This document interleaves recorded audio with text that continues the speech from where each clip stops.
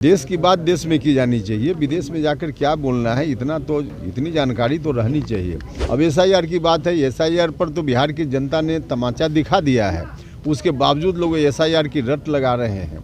ओरमा group, जो सोचता है वो करता है, आपके अपने सपनों का आशियाना। नमस्कार, आप देख रहे भारत लाइव और मैं हूं आपके साथ स्वेक्षा।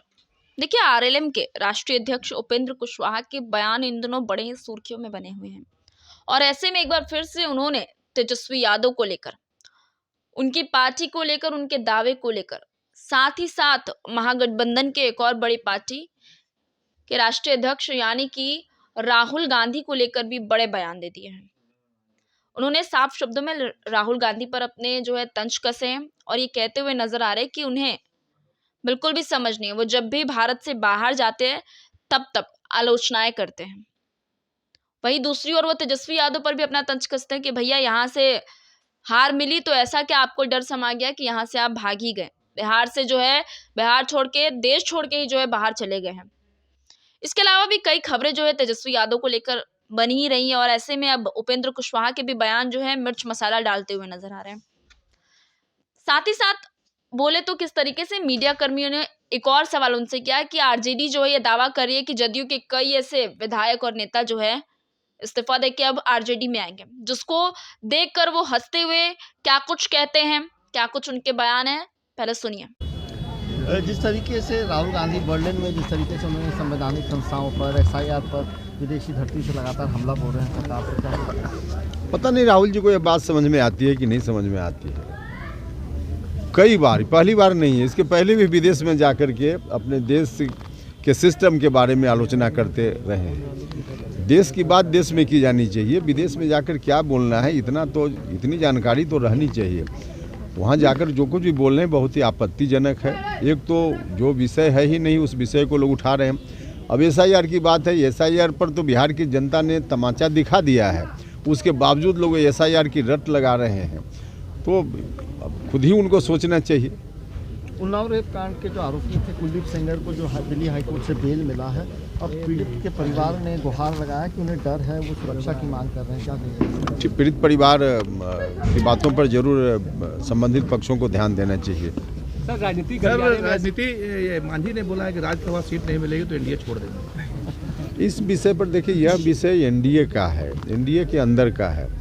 ऐसे विषयों पर हमने बार बार कहा है कि हम चर्चा करेंगे तो एनडीए के अंदर करेंगे, सार्वजनिक मंच से ऐसे विषयों पर हम चर्चा नहीं कर सकते। आरजेडी दावा कर रही है कि जेडीयू के कई विधायक हमारे संपर्क में हैं।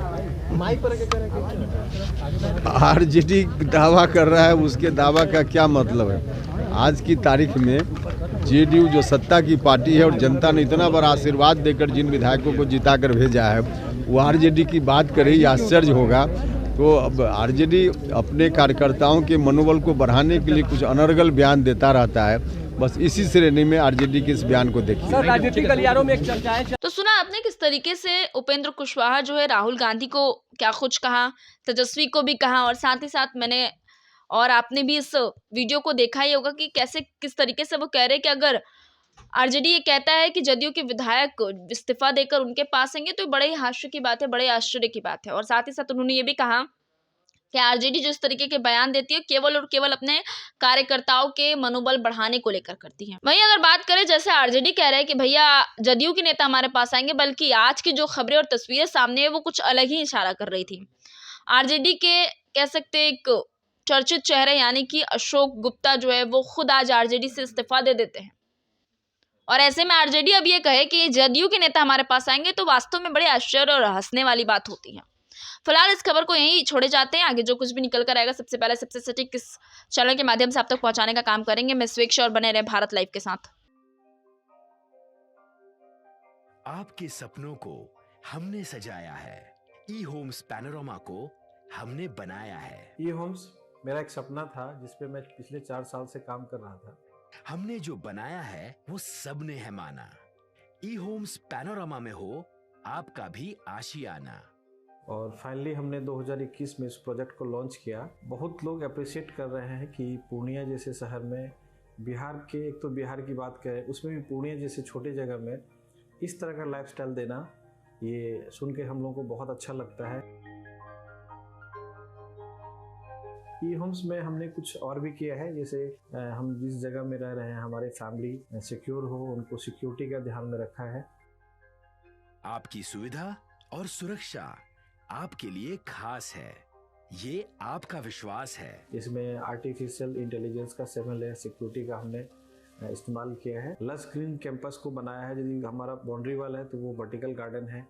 ये जितनी भी फैसिलिटी होता है एक इंटरनेशनल टाउनशिप में, ई होम्स है, ये हम लोग विश्वास नहीं कर पा रहे हैं। जो भी हमारे मित्र दोस्त या जो भी हमारे बाहर के बाहर आते हैं तो हम लोगों को बहुत अच्छा सुनने को मिलता है और बहुत अच्छा क्रेडिट मिल रहा है। वो सारा हमने सिर्फ एक बिल्डिंग नहीं बनाया, हमें एक बहुत अच्छा लाइफस्टाइल दिया ई होम्स में, और मेरा एक सपना था जिसको मैं आज फुलफिल होते हुए देख पा रहा हूँ।